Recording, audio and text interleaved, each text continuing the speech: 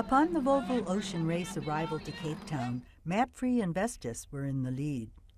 While in port, South Africans enjoyed the up-close races where Dong Feng took the lead. Sailors took part in the Ocean Summit, an event that brings together business, science, politics, and sports.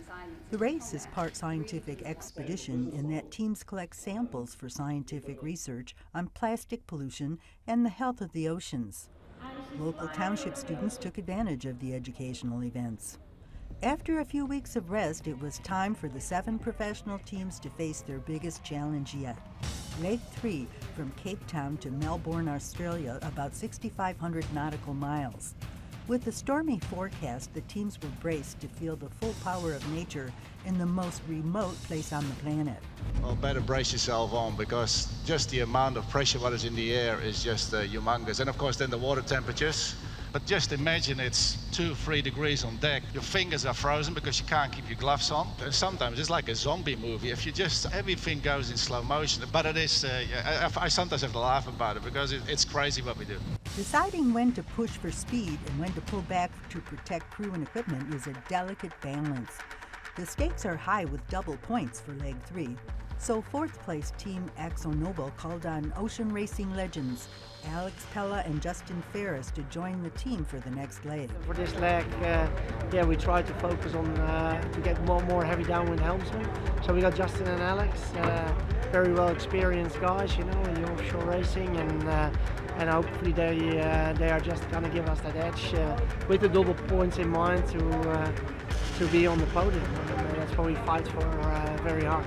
6 of the 7 teams have made changes to their crews, rotating in fresh talent to the ranks, all except Vestas, who was sticking with their battle-hardened team.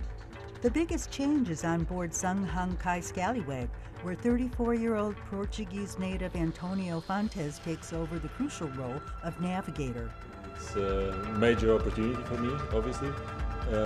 As Steve stepped down from the team, there was this gap, and I was the reserve sailor, so they called me to do this job. I will learn a lot. I'm learning already a lot, and it will be awesome.